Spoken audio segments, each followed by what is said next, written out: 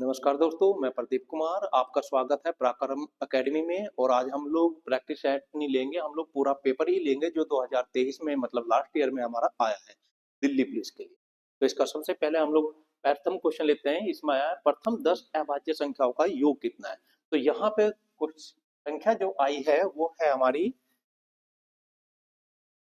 10 अभाज्य। अभाज्य संख्या वो संख्या होती है जो हमारी अपने से छोटी से ना कटे। तो सबसे छोटी अभाज्य संख्या। और एक क्वेश्चन और आ जाता है एग्जाम्स के अंदर कि वह संख्या बताओ, आप लोग नोट भी कर सकते हैं इस क्वेश्चन को। वह संख्या बताओ जो सम भी हो और अभाज्य भी हो। तो सम और अभाज्य वाली संख्या होती है सर हमारी दो। एक एग्जाम्स में आया था ये क्वेश्चन। तो अब हम अपने क्वेश्चन पे ध्यान करें। तो अभाज्य संख्या सबसे छोटी हमारी अभाज्य संख्या होती है हमारी दो, फिर होती है तीन, फिर होती है हमारी पांच, फिर होती है हमारी सात, फिर होती है 11, 13, फिर यहाँ से 17, 19, 23 और यहाँ से 29। तो अगर हम इन्हें काउंट करें, 3 3 6, 3 3 9 और 1 10, 10 संख्या हमारी ये होगी है। तो उसने पूछा है कि इन सभी संख्याओं का योग कितना है। तो योग अगर हमें करना है तो हम लोग इसको प्लस करेंगे तो ये आ जाता है हमारा यहां से 129। तो क्वेश्चन का आंसर है हमारा 129। नेक्स्ट क्वेश्चन लेते हैं।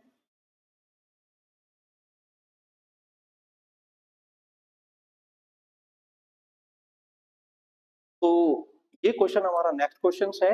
अर्जुन, राइमा और सोहन के बीच 18,910 रुपए की राशि को इस प्रकार विभाजित किया जाता है या बांटा जाता है। कोई सा भी वर्ड आ सकता है कि अर्जुन को राइमा से 20% कम प्राप्त हो और जबकि सोहन को राइमा के हिस्से से 25% अधिक मिले। तो सोहन का हिस्सा इनमें से निम्न में से कौन सा है। आप लोग एक बार ट्राई करना चाहें तो इस क्वेश्चन को थोड़ा सा 10 सेकंड लें और आंसर दें। आप लोग रिप्लाई करें अगर आप लोग ट्राई करना चाहें तो, फिर नहीं तो सॉल्व करेंगे ही।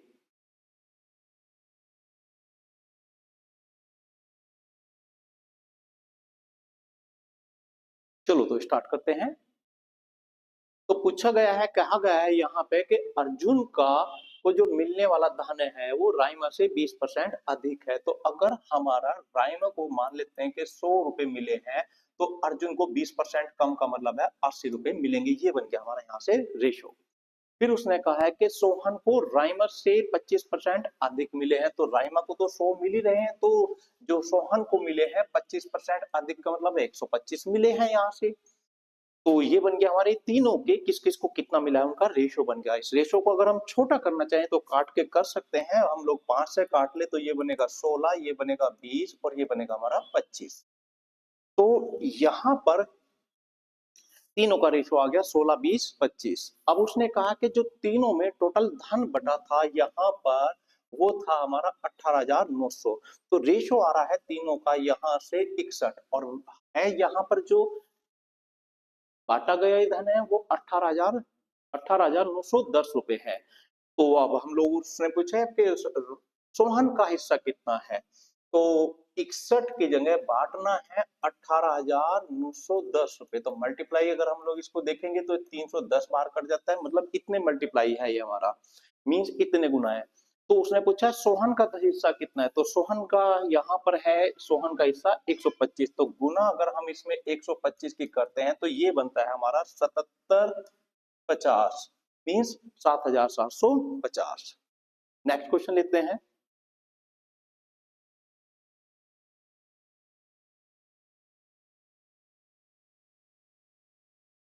ये क्वेश्चन है एबीसी का औसत।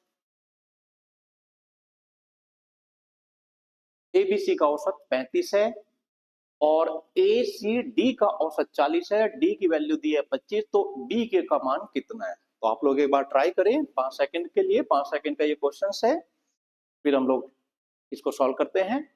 औसत जो उसने दिया है, ट्राई करिए आप लोग सभी एक बार। चलो, एबीसी का औसत हमारा 35 है। औसत का मतलब क्या होता है, प्रत्येक संख्या, मीन्स इन तीनों में से प्रत्येक संख्या 35। अगर तीनों को प्रत्येक संख्या को 35 35 लेंगे तो जो ए बी और सी का टोटल आता है वो आ गया हमारे पास में 105। नेक्स्ट उसने दिया है ए सी डी का औसत, मतलब प्रत्येक संख्या 40 है, तो यहां से आ जाता है ए सी और डी तीनों का योग आ जाता है हमारे पास में 120। उसने कहा यदि डी वाली संख्या हमारी 25 है, डी की वैल्यू 25 दी है, तो यहाँ पर अगर हम इसमें से 25 हटा देंगे तो इन दोनों की वैल्यू रह जाती है हमारी यहाँ से 95, मीन्स ए और सी की संख्याओं का योग रहता है 95। अब उसने पूछा है कि बी की वैल्यू कितनी है, तो यहां से ए और सी की वैल्यू अगर हम लोग 95 हटा देते हैं तो ये वैल्यू रह जाती है हमारी 10, तो मीन्स जो यहाँ पर बी की वैल्यू है वो है 10। नेक्स्ट क्वेश्चन लेते हैं।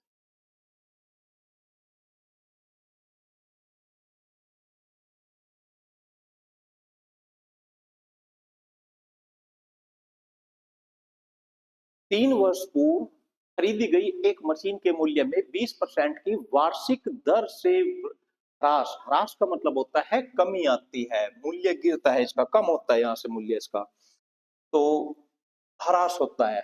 यदि इसका वर्तमान मूल्य मीन्स प्रेजेंट मूल्य मीन्स आज का मूल्य 5000 है, तो 4 वर्ष बाद, मतलब आज से 4 वर्ष बाद, वर्तमान से 4 वर्ष बाद इसका मूल्य ज्ञात कीजिए। तो आप लोग इस क्वेश्चन के लिए भी एक सेकंड के लिए जरा ट्राई करें, आप लोग कितना कर सकते हैं।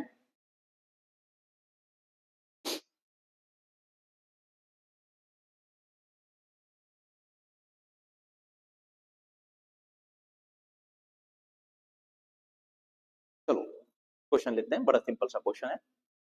3 वर्ष पहले खरीदी गई मशीन का मूल्य, मशीन के मूल्य में 20% वार्षिक दर से ह्रास होता है, मतलब कमी आती है। 20% वार्षिक का मतलब सीधा सा होता है मीन्स अगर उसका पहला मूल्य 5 था तो 1 की कमी हो जाती है, तो जो उसका मूल्य बचेगा तो वो बचने वाला मूल्य होगा, 5 में से 1 की कमी होगी तो 5 में से 4 मूल्य उसका बचता है, मीन्स 4/5 मूल्य उसका बचता है।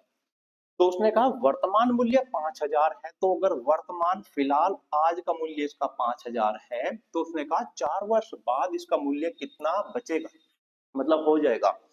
तो जो हर साल उसकी वैल्यू, जो मूल्य बचता है वो 4/5 बचता है, तो 4 साल बाद देखना है तो इसको 4/5, 4/5, 4/5 और 4/5 हम लोग करते हैं, तो यहां से हम लोग इसको सिंपल सॉल्व कर सकते हैं इस चीज को लेके। तो 5 से 5 काट सकते हैं हम लोग यहाँ से, या सीधा सा कैलकुलेशन कर सकते हैं सीधी सी, तो ये आता है हमारे पास में 625, ये करेंगे तो ये आता है हमारे पास में 256, और इसको इससे डिवाइड करते तो सीधा सा ये 8 आता है, तो मल्टीप्लाई अगर हम लोग इसकी करेंगे तो 8×6 = 48, 1 और 25×8 = 200, तो मीन्स 2048, मीन्स ऑप्शन है पहला आपका। नेक्स्ट क्वेश्चन लेते हैं।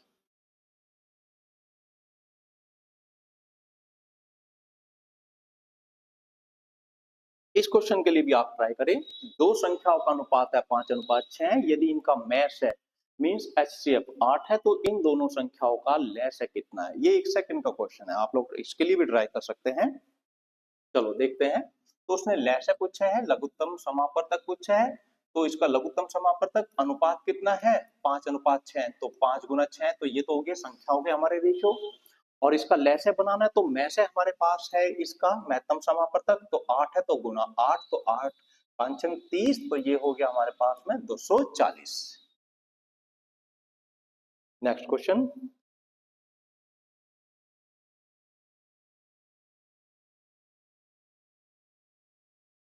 छोटा क्वेश्चन हम लोग लेते हैं।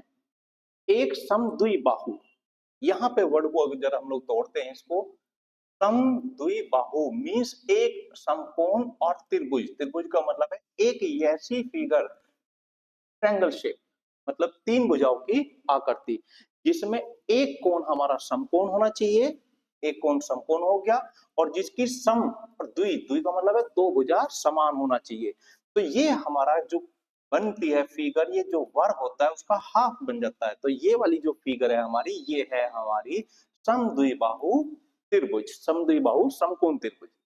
अब उसने कहा है इसके कर्ण की लंबाई मीन्स ये 10 दी है, 10 इकाई का मतलब होता है यहाँ इकाई, इकाई का मतलब आप इसे किसी भी चीज में मेजर कर सकते हो, सेंटीमीटर, मीटर, किलोमीटर, किसी भी चीज में हमारी मेजरमेंट की जा सकती है इसकी।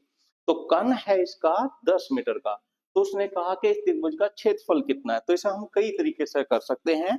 जरा सिंपल सा अगर हम देखें तो वर्ग का जो ये है हमारी फिगर, ये वाली समकोण समद्विबाहु समकोण त्रिभुज। तो ये जो है हमारी वर्ग का हाफ है। तो इसके लिए एक तरीका तो सीधा सा ये होता है यहाँ पे कि जो हमारा कर्ण है उसका स्क्वायर बटे 4, तो ये बन जाता है इसका क्षेत्रफल। तो सिंपल सा हम पहला तो तरीके से इससे भी कर सकते हैं, नहीं तो दूसरे तरीके से भी हम लोग इसको सॉल्व कर सकते हैं। दोनों तरीके से कर देता है। तो कर्ण दिया है उसने यहाँ पे इसका 10, तो यहाँ पर तो ये बनेगा 10 का स्क्वायर मतलब 100 बटे 4 मतलब के 25। तो आंसर है इसका 25। अगर हमें दूसरे तरीके से ऐसे देखना है तो ये दोनों जो हमारी कर्ण वाली भुजा, कर्ण और यहाँ पर भुजा के बीच का जो रेशो होता है वो √2 मल्टीप्लाई का होता है। तो ये 10 है तो ये 10 बटे √2 कहला के, ये 10 बटे √2 तो ये भी 10 बटे √2, क्योंकि दोनों भुजाएं वो हमारी समान रहेगी। अगर उसने क्षेत्रफल पूछा है तो दोनों के अगर हम मल्टीप्लाई करेंगे तो ये आएगा हमारे पास 100 बटे √2 मतलब 2 मतलब के कितना 50। लेकिन ये जो क्षेत्रफल बनेगा ये सारे का कंप्लीट का बनेगा, यहाँ के बनेगा मतलब पूरे वर्ग का बनेगा, और हमें चाहिए केवल इसके इतने हिस्से का, हाफ हिस्से का चाहिए। तो डिवाइड 2 करेंगे तो ये आएगा हमारा 25। Next question.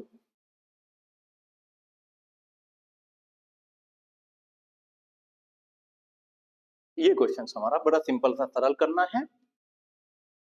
यहाँ उसने दिया है प्लस, तो हमारी यहाँ पर दो चीज है, एक तो ये है कंप्लीट संख्या हमारी और ये है हमारे फ्रैक्शन है यहाँ पे। तो हम लोग क्या करेंगे, पहले जो कंप्लीट पूरी पूरी संख्या है उनको सीधा सा प्लस कर लेंगे। तो 47 4 को और 24 को जोड़ते तो ये आता है हमारा यहाँ से 75। तो पहला तो हम यहीं से इतने से ही आंसर को सिलेक्ट कर सकते हैं कि ऑप्शन ए नहीं है और ऑप्शन सी नहीं है, ऑप्शन बी या ए में से कोई सा हमारा एक है, क्योंकि यहाँ पे हमारा 75 आता है। अब आगे का हम लोग सॉल्व आउट करते हैं। तो जो यहाँ पे ये संख्या बची है ये हमारे पास 37 बटे 4 50 बची है, और यहाँ पे है 1 बटे 5। तो यहाँ पर हम लोग इसका हर को बराबर कर लेते हैं। तो यहाँ जीरो लगाएंगे तो यहाँ भी जीरो हो जाएगी, हमारे यहाँ पे जीरो हो जाएगी। तो ये 50 50 हो गया, तो 37 और 10 ये हो जाएगा हमारे पास 47 बटे 50। तो ऑप्शन है हमारे पास में डी ऑप्शन।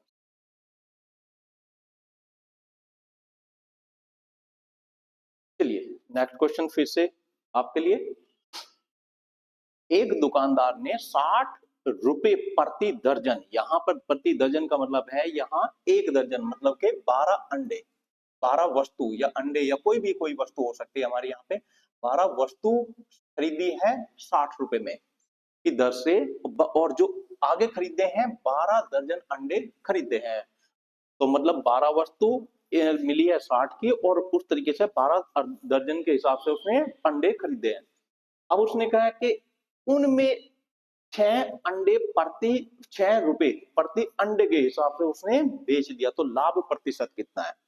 तो लाभ देखने के लिए जितनी वस्तु हमारी खरीदी जाएगी उतनी ही वस्तु हमारी बेची जाएगी। तो उसके लिए हम लोग क्या करेंगे, यहाँ पे 6 रुपए प्रति अंडा मतलब एक अंडे का मूल्य है जो बेचने वाला है वो है हमारा 6 रुपए। अब उसका वहां पर देखेंगे खरीदे हैं उसने 12 दर्जन, यहाँ पे इसको हम लोग छोड़ देते हैं, इतना लंबा हम लोग इसको कैलकुलेट नहीं करेंगे। हम लोग सिंपल सा ऐसा करेंगे, एक अंडा बेचा है तो एक अंडे के खरीदने के रेट हम लोग कर लेंगे।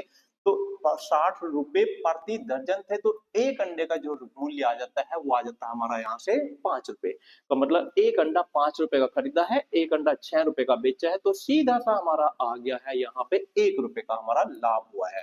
कितने पे हुआ है, 5 रुपए की एक अंडे के ऊपर हुआ है। कितने परसेंट के लिए, गुना 100, तो ये आ गया हमारा यहाँ से 20%। 20% का हमें लाभ हुआ है। नेक्स्ट क्वेश्चन लेते हैं।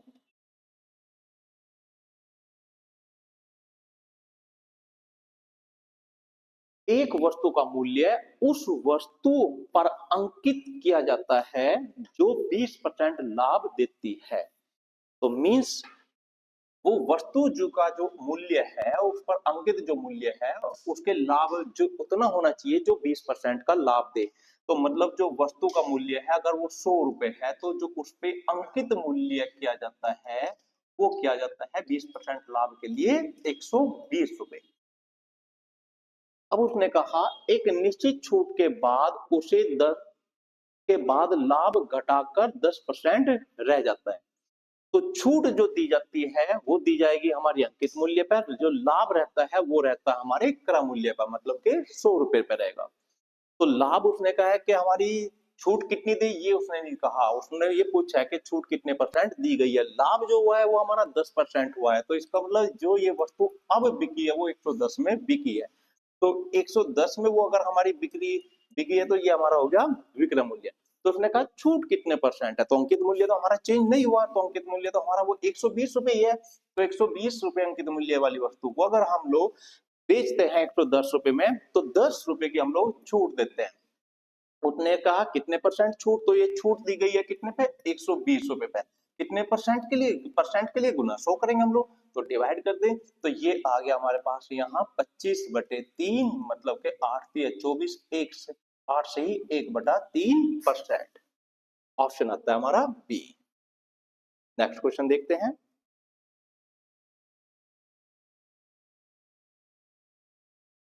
इस क्वेश्चन को भी आप लोग थोड़ा सा एक बार ट्राई करिए, बड़ा सिंपल है, बस लैंग्वेज थोड़ी सी उसने कॉम्प्लिकेटेड की है इसकी। अगर हम लोग इस पे जरा सा ध्यान देंगे इस बात पे, उसने कहा है कि 5% वार्षिक साधारण ब्याज की दर से कोई धन कितने वर्ष में दोगुना हो जाएगा।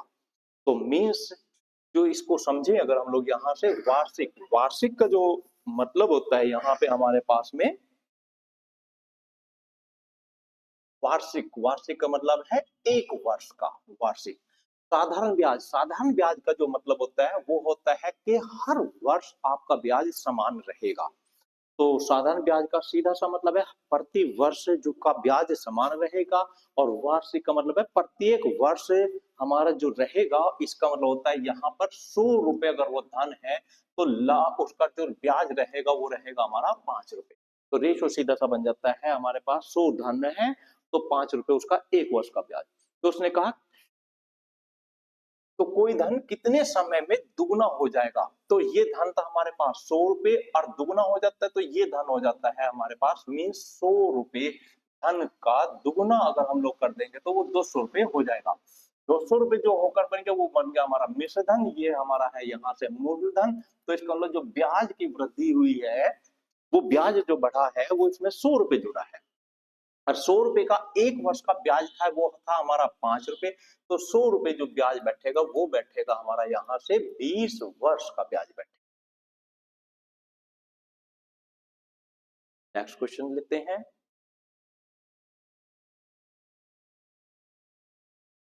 इस क्वेश्चन को भी थोड़ा लेंथी सा दिख रहा है, लेकिन ये लेंथी नहीं है, ये बड़ा सिंपल क्वेश्चन है। उसने कहा यदि एक व्यक्ति अपने घर से अपने ऑफिस की ओर अपनी सामान्य चाल के 5/6 चाल से चलता है तो वह 20 मिनट की देरी से पहुंचता है। उसके घर और उसके ऑफिस के बीच की दूरी को तय करने में लगने वाला सामान्य समय कितना होगा। तो यहां से हम लोग समझते हैं इस बात को, इससे यहां से सिंपल सा कि उसने कहा कि जो वो जाता है अपनी सामान्य चाल के 5/6 चाल से जाता है, तो अगर उसकी सामान्य चाल जो पहली चाल उसको हम लोग कह सकते हैं यहाँ से, वो 6/5 का मतलब है अगर 6 थी, तो अब वो जो जाता है वो अब जाता है 5 की चाल से। तो ये हो गया हमारा यहाँ से चाल का रेशो कि पहली चाल कितनी थी, अब की चाल कितनी है। अब उसने कहा है ये हो गया, तो इस हिसाब से दूरी नहीं हमारी कहीं भी कम ज्यादा हो रही है, तो दूरी तो घर से ऑफिस की वो हमारी निश्चित है, मतलब कि समान रहेगी पहली बार भी और अब की बार भी, चाहे हम चाल बढ़ा रहे हैं चाहे हम चाल घटा रहे हैं। तो जो समय लगता है यहाँ पर जो समय का रेशो बनेगा वो बनेगा इसका अपोजिट, मतलब 5:6। तो यहाँ से हमारी दूरी जो अगर रहेगी पहली बार भी उतनी रहेगी और दूसरी बार भी 5 अंक 30 और 5 अंक 30 दोनों बार में हमारी दूरी सेम ही रहेगी। अब उसने कहा है यहां से जो हमारा समय का अंतर रहा है वो रहा है 20 मिनट देरी से पहुंचा। तो पहले पहुंच रहा था वो यहाँ से, इसको रेशो को मिनट में हम लोग लिख लेंगे क्योंकि यहाँ पे मिनट में उसने दिया है। तो यहाँ से पहली बार पहुंच रहा था वो 5 मिनट में, अब पहुंच रहा है वो 6 मिनट में, तो जो देरी हुई है वो 1 मिनट की देरी हुई है। उसने कहा है कि ये 20 मिनट की देरी होनी चाहिए, तो इसको अगर हम लोग यहाँ से 20 करेंगे तो ये भी हमारा 20 गुना हो जाएगा और ये भी हमारा 20 गुना हो जाएगा यहाँ से, तो 20 गुना होकर 120 हो जाएगा हमारा यहाँ से।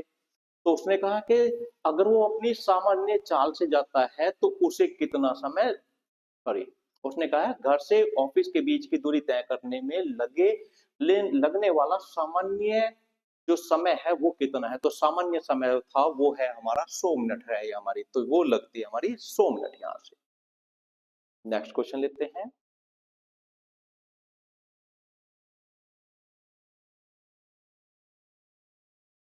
ये बड़ा सिंपल सा क्वेश्चन है, ये भी, ये सभी क्वेश्चन सिंपल है, बस थोड़ा सा ये लैंग्वेज को जरा सा देखना होता है। उसने लैंग्वेज में क्या कहा, उसने उसने कहा ए अकेला एक घर को 16 दिन में बना सकता है, बी अकेला 12 दिन में बना सकता है, ए और बी एकांतर दिनों में।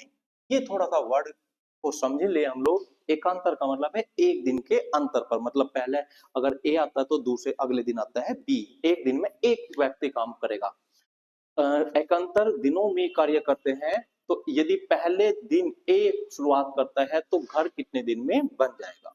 तो सबसे पहले तो यही देख लेते हैं कि 16 यहाँ दिनों में जो ए काम कर रहा था और बी जो 12 दिनों में कर रहा था, तो वो काम हमारा कितना है।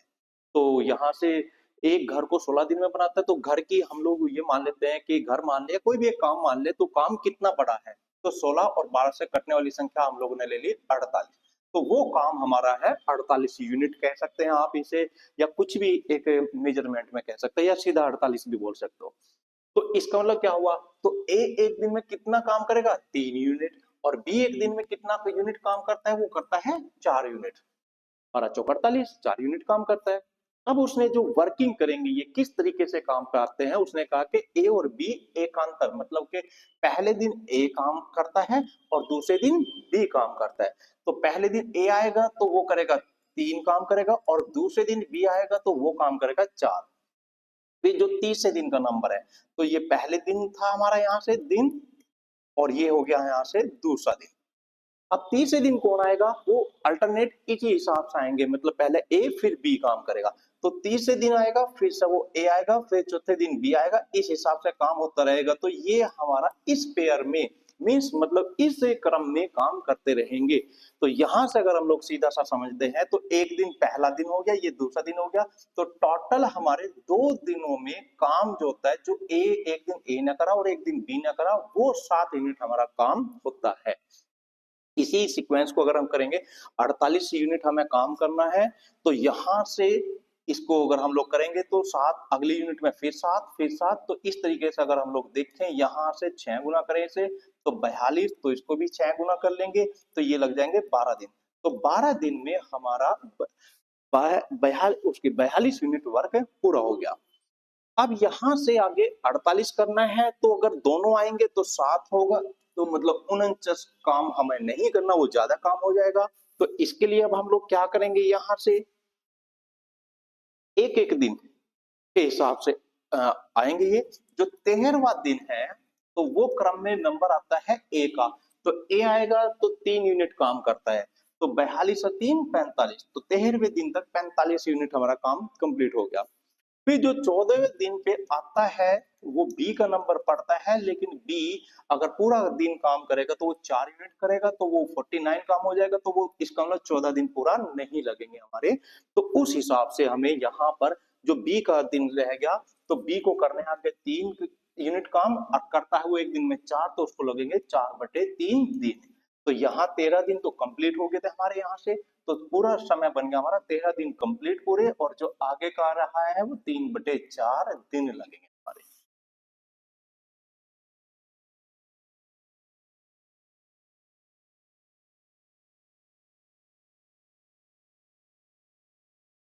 ये भी बड़ा सिंपल क्वेश्चन है। किसी संख्या में 18 जोड़ने पर प्राप्त संख्या मूल संख्या की 122 सही 122 आगे है 1/2%। 1/2 को हम बड़ा सिंपल सा लिख सकते हैं, 1/2 कहीं लिख रहा तो उसको 0.5 भी बोल सकते हैं, मतलब यहां से इसको सिंपल कह सकते हैं इसे, हो जाती है। तो नई संख्या कितनी है, तो जो वो पहली संख्या है, प्रारंभिक संख्या है, यहां से हम लोग समझ लेते हैं इसको। प्रारंभिक संख्या अगर वो हमारी 100 है, तो जो नई संख्या बन जाती है वो 122.5 हमारी बन जाती है। तो इसका मतलब जो वृद्धि हुई है वो 22.5 की हमारी हुई है। तो ये बन गया हमारा रेशो, 100 प्रारंभिक संख्या वो बन गई, आगे ये इसकी वृद्धि 22.5 की, जो नई संख्या बन गई 122.5 बन गया। अब उसने कहा यदि जोड़ी गई संख्या हमारी 18 है तो हमारे हिसाब से अगर प्रारंभिक संख्या 100 ले लेते तो जो रेशो बनता है वो 100 22.5 और ये बिन गए हमारे बनते हैं हमारे यहाँ से रेशो। तो रेशो बनता है इतना, बनाना है हमें कितना 18, तो इसको डिवाइड कर देंगे। तो 18 को डिवाइड करें अगर हम लोग 22/5 तो ये मल्टीप्लाई आ जाता है, इसको हम लोग करते हैं 4/5 से, तो ये बन गया हमारा 4/5 गुना आ जाता है। तो ये भी 4/5 गुना हो जाएगा, ये भी। तो प्रारंभिक संख्या निकालनी है तो हम लोग यहाँ पे गुना 100 कर सकते हैं, अगर नई संख्या निकालनी है तो 122.5 कर सकते हैं हम लोग यहाँ से, तो कोई सी भी हम लोग ले सकते हैं। तो यहाँ से हमने 100 लिखा है तो ये कौन सी आएगी हमारी प्रारंभिक संख्या आएगी, तो मीन्स ये आ गई हमारे यहाँ से 80। अब ये तो होगी प्रारंभिक संख्या। उसने पूछी थी हमारे से नई संख्या, तो नई संख्या पूछी है तो वो 18 जोड़ने पे बनती है हमारी, तो प्लस इसको 18 हम लोग कर देंगे तो ये बन जाता हमारा यहां से 98 ऑप्शन।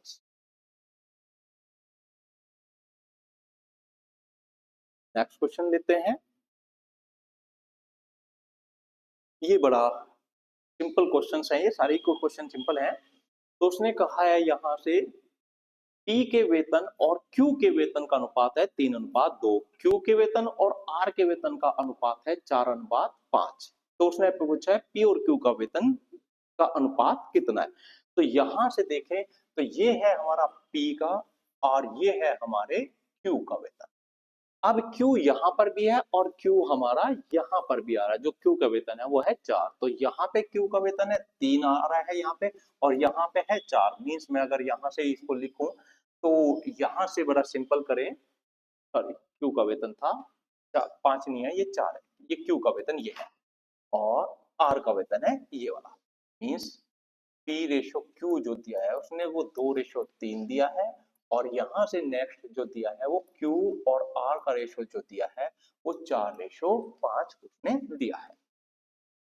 तो Q यहाँ पर भी है और Q यहाँ पर भी है, बट उसका रेशो सेम नहीं है क्योंकि रेशो तो सेम होना चाहिए। तो यहीं से हम लोग उसका रेशो अगर सेम कर ले तो ये 12 हो जाता है, ये 4 गुना तो ये 8 हो जाएगा यहाँ से, ये 3 गुना हो गया तो ये हमारा यहाँ से 15 हो जाएगा। तो सिंपल हो गया यहाँ से। अब उसने पूछा है कि P और R के वेतन का अनुपात कितना है हमारा यहाँ से, तो P है हमारा यहाँ से 8 है और यहाँ से R है हमारे पास में 15 है, तो रेशो हो गया है 8:15 हो गया हमारा। नेक्स्ट क्वेश्चन लेते हैं।